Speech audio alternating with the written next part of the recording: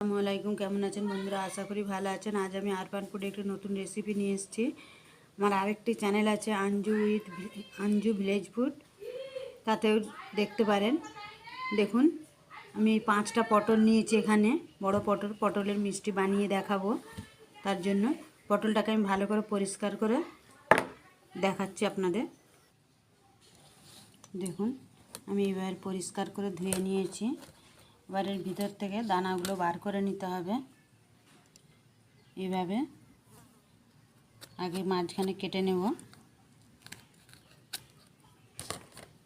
নিয়ে এবার এই চামচের পেছন দিক দিয়ে সাবধানে ছাড়িয়ে নেব আগে দানাগুলো।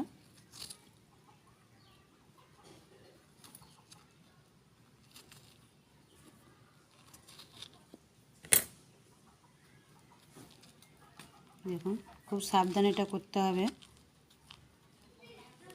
দেখুন, এই যে এগুলো বার করে নেব, নিয়ে সবগুলো আমি তৈরি করে নেব এইভাবে।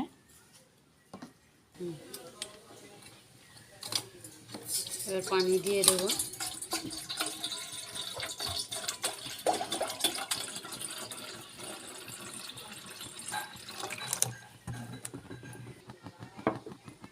এবার 1 চামচ বেকিং সোডা দিয়ে দেবো।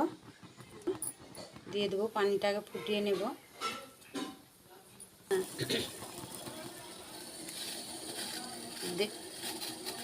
ফুটে গেছে, এবার পটলগুলো দিয়ে দেবো। পানিতে সোডাটা দেওয়ার কারণ হচ্ছে পটলের কালারটা ভালো থাকবে, সেই জন্য সোডাটা দিয়েছি। দিয়ে এবার চাপা দিয়ে এটা সেদ্ধ হতে দেব।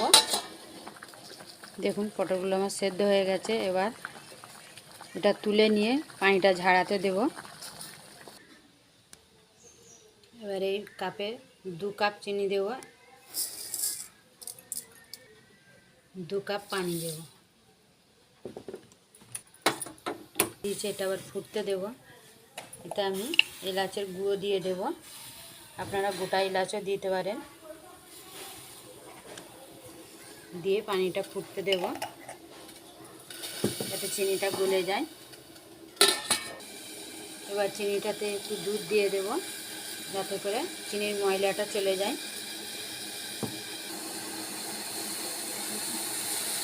দেখুন, চিনিটা গলে গেছে এবং কত ময়লা বেরোচ্ছে। এই ময়লাগুলো আমি ছেঁকে ফেলে দেব। দেখুন, পটলের পানিগুলো ঝরে গেছে ও ঠান্ডা হয়ে গেছে। এবার এই পটলগুলো চিনির শিরাটায় দিয়ে দেব।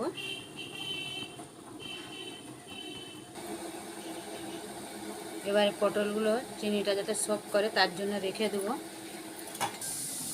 এবার আমি 1 গ্লাস দুধ নিয়েছি, দুধটা দিয়ে দেব।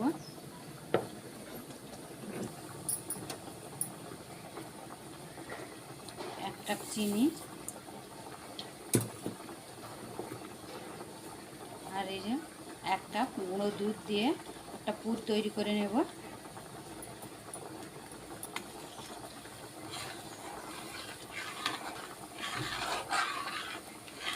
এবার অনবরত নাড়তে থাকবো, আমাদের গুঁড়ো দুধটা দলা পেকে যাবে।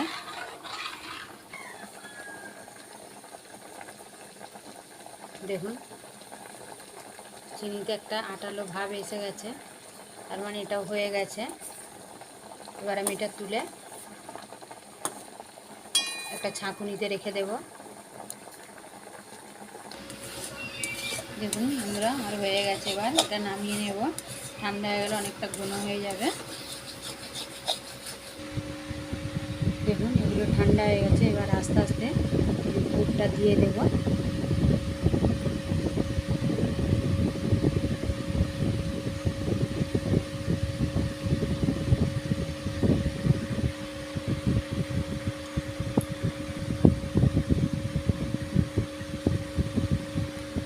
এ পর্যন্ত ভালো লাইক করে দেবেন ও শেয়ার করবেন।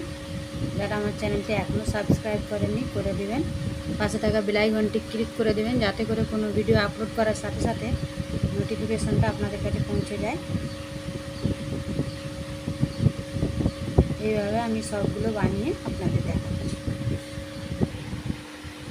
আর কিছু পেস্তা বাদাম দিয়ে দেবো।